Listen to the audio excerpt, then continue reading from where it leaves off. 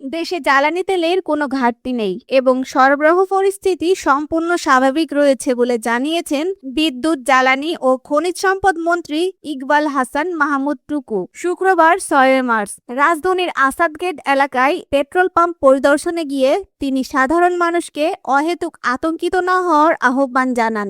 মন্ত্রী স্পষ্টভাবে জানিয়েছেন যে মধ্যপ্রাচ্যের চলমান অস্থিতিশীলতার অজুহাতে কেউ যেন অতিরিক্ত তেল ক্রয় বা মজুদ না করেন। তিনি বলেন, দেশে জ্বালানি তেলের পর্যাপ্ত মজুদ রয়েছে, অস্থির হওয়ার কোনো কারণ নেই। সরকার পরিস্থিতির উপর সার্বক্ষণিক নজর রাখছে। বিশেষ করে চালকদের প্রতি তিনি অনুরোধ জানিয়েছেন যেন তারা প্রয়োজনের অতিরিক্ত তেল মজুত করে কৃত্রিম সংকট তৈরি না করেন। পরিদর্শনকালে মন্ত্রী পেট্রোল পাম্প মালিক ও অপারেটরদের কঠোর নির্দেশনা দিয়ে বলেন, স্বাভাবিক চাহিদার অতিরিক্ত বা অস্বাভাবিক পরিমাণে কাউকে তেল সরবরাহ করা যাবে না। ড্রাম বা কন্টেইনারে করে তেল বিক্রির ওপরও বিধিনিষেধ আরোপ করা হয়েছে।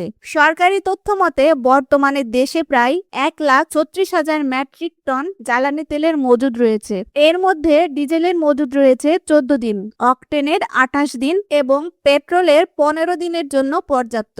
বিশ্ববাজারের অস্থিরতা মোকাবিলায় সরকার ইতিমধ্যেই বিকল্প উৎস থেকে তেল আমদানির প্রক্রিয়া শুরু করেছে এবং সাধারণ মানুষকে বিদ্যুৎ ও জ্বালানি ব্যবহারে সাশ্রয়ী হওয়ার পরামর্শ দিয়েছে। তেল সংকট নিয়ে সামাজিক যোগাযোগ মাধ্যম বা অন্য কোথাও কোনো ধরনের গুজব না ছড়ানোর জন্য মন্ত্রী অনুরোধ জানিয়েছেন। তিনি আশ্বস্ত করেছেন যে রমজান মাসে নিরবচ্ছিন্ন বিদ্যুৎ ও জ্বালানি সরবরাহ নিশ্চিত করাই এখন সরকারের সর্বোচ্চ অগ্রাধিকার।